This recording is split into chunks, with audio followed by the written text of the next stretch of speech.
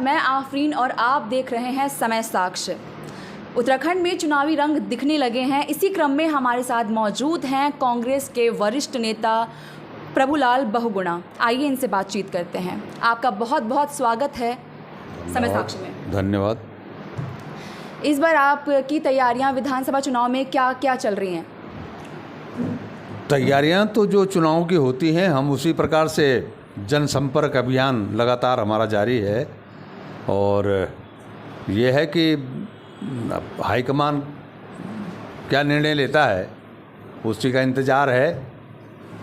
अब की बार जनता ने मन बना रखा है कि कांग्रेस, उत्तराखंड में कांग्रेस की सरकार आएगी और हम भी कांग्रेस का प्रत्याशी भी जो भी होगा वो भी जीतेगा।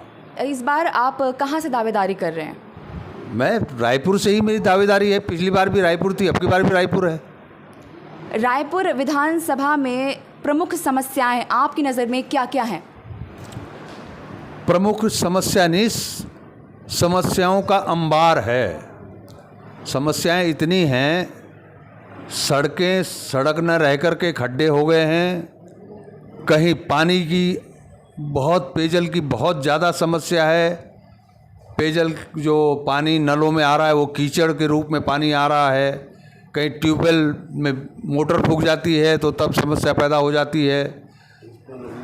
रिस्पना नदी से तमाम बस्तियां जितनी भी हमारी हैं बहुत ज़्यादा नुकसान हुआ। ये 2 हमारे वार्ड हैं, भगत सिंह कॉलोनी, बाणी विहार, शांति विहार वगैरह, ये यहाँ पे हज़ारों घरों में पानी घुसा है।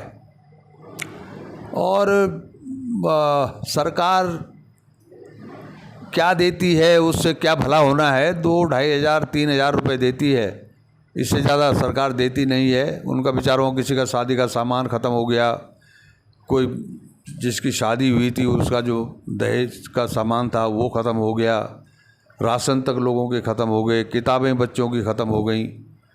तो समस्या तो बेहिसाब हैं। सबसे बड़ी समस्या जो आज की तारीख में है वो है रोज़गार। जो हमारे बच्चे हैं, हमारी बेटियां हैं, सब उनके हाथ खाली हैं। और ये जो रायपुर ऑर्डिनेंस फैक्ट्री है, एक आध हफ्ते में ये अडानी के हाथ में चली जाएगी।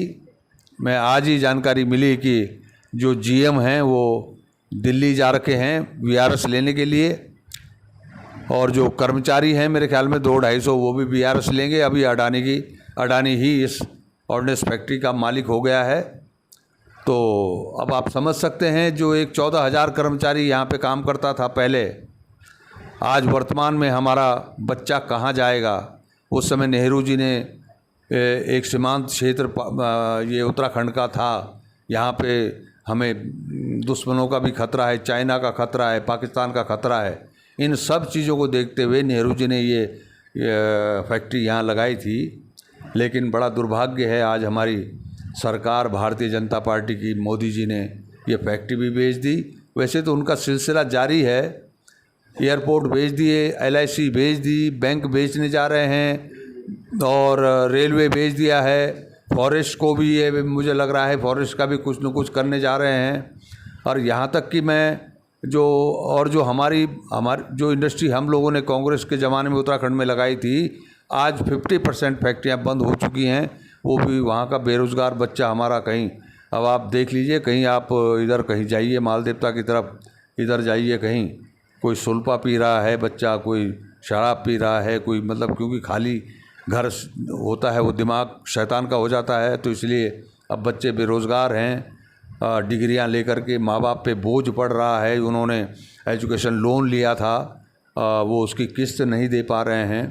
तो ये सारी समस्या हैं। मतलब इन समस्याओं को देखते हुए तो ये लगता है कि अगर कुछ दिन भाजपा और रह गई तो ये जो हम भूमि के मालिक आज बने हुए हैं, इसका भी मालिकाना हक हमारा ये छीन लेगी। अगर आपको पार्टी देती है टिकट तो आप किन किन उपलब्धियों को लेकर जनता के पास जाएंगे और उनसे वोट मांगेंगे? मेरा पहला जो उद्देश्य होगा, अगर आप लोगों के सहयोग और आशीर्वाद स्नेह से मुझे पार्टी टिकट देती है और मैं विधायक बनता हूँ, तो मेरा पहला उद्देश्य होगा कि मैं काम करूँगा रोज़गार के विषय पर, क्योंकि हमारी जो बेटे और बेटियां हमारी खाली हाथ बैठी हुई हैं, उनके हाथों को काम देना मेरी पहली प्राथमिकता होगी। क्योंकि हमारे यहाँ भाजपा के शासनकाल में उत्तराखंड में 28,000 पद इन्होंने मृत घोषित कर दिए हैं।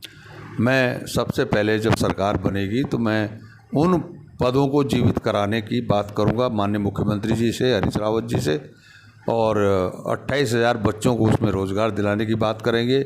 बहुत से विभाग ऐसे हैं जहां पे बहुत पहले ये पदों को मृत घोषित कर चुके हैं, जिसमें हमारा SC कोटे का है, जनजाति कोटे का है, अल्पसंख्यक है। ये सब जो हमारे पद हैं, हमारी बेटियों के लिए जो पद थे, महिलाओं के लिए आरक्षित थे, वो भी इन्होंने सब बंद कर दिए हैं। हम कोशिश करेंगे कि सभी पदों को हम जीवित करें और इन पर अपने बच्चों को रोज़गार देने का काम करें। विधानसभा चुनाव 2022 में 70 सीटों में कांग्रेस के खाते में कितनी सीटें आएंगी? देखिए, सरकार कांग्रेस की बनेगी ये तो निश्चित है, और हमें जो पूरा विश्वास है, जो मैं जो अनेक जो विधानसभाएं वहाँ से जो जानकारियाँ और सूचना मिल रही है, हम इस समय कम से कम 45 सीटों पे विजय प्राप्त करेंगे। जैसा कि आपने देखा कि कांग्रेस को वापस सत्ता में लाने के लिए पूरी कोशिश में लगे हैं तमाम नेता। इनकी पूरी पार्टी कोशिश में लगी है कि वापस सत्ता में ला सकें कांग्रेस पार्टी को। अब तक के लिए बस इतना ही, मुझे इजाज़त दें। देखते रहिए समय साक्ष्य, समय समाज और सत्य का साक्ष्य।